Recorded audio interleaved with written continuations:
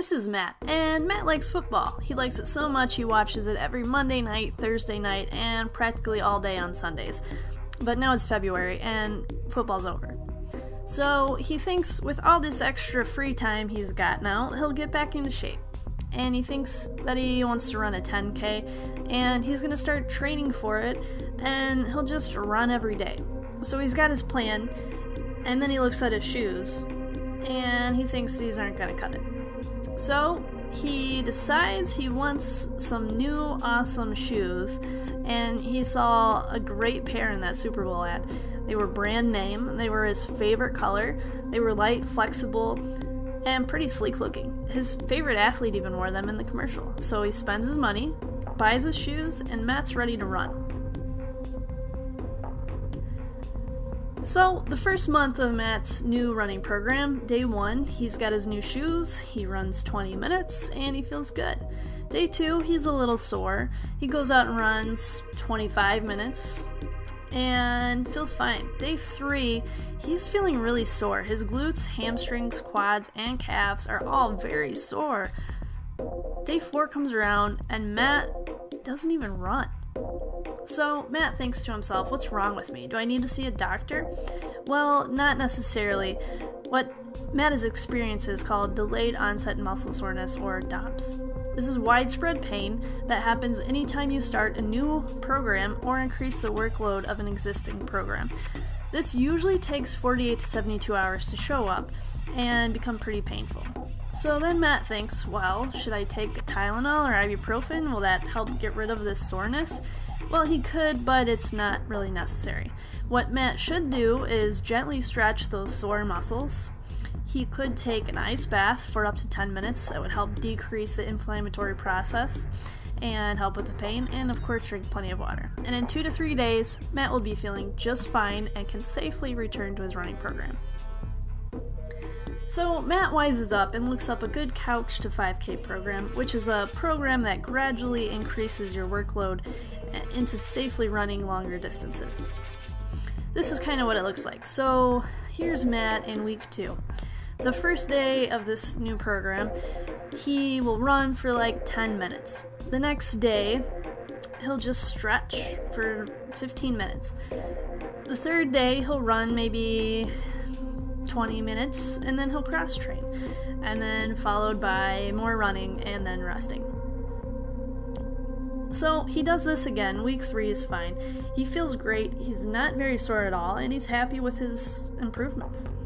Fast forward now to week 5, and Matt's having pain again, but this time it's specifically on the inside of his shin. So why could this be? Let's look at his brand name shoes.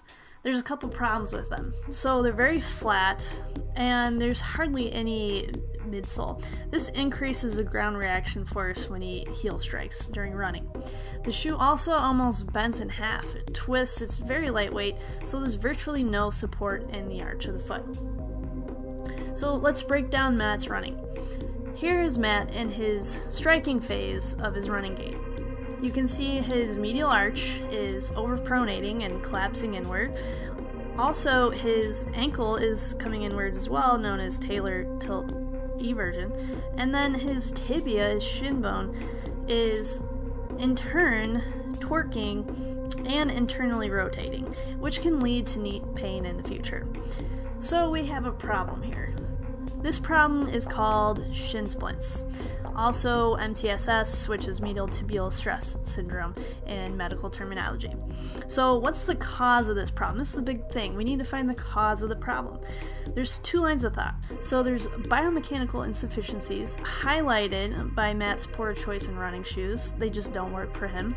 And the other line of thought is that he's overusing. So his bones are breaking down at a faster rate than the bone rebuilding process can keep up with. Oh, hang on one second. Medical disclaimer. Please see your primary care physician, physical therapist, or athletic trainer. The web does not take their place. Okay, back to the program. So there's a 2-part solution to this 2-part cause. First, you have to look at your feet. Easy way to do this is to take a white piece of paper Get the bottom of your foot a little wet, step on that white piece of paper, and voila, you can see your arch cut and dry. And this is called the wet paper test. So let's say that you're that first foot there, the flat foot. What you're going to need to buy in a running shoe is sturdy running shoes with a thick midsole and a firm arch support with no give to it. So it has to have a nice firm bump on the medial part of the insert. It can't be flat and cushiony. Let's say you have a normal arch.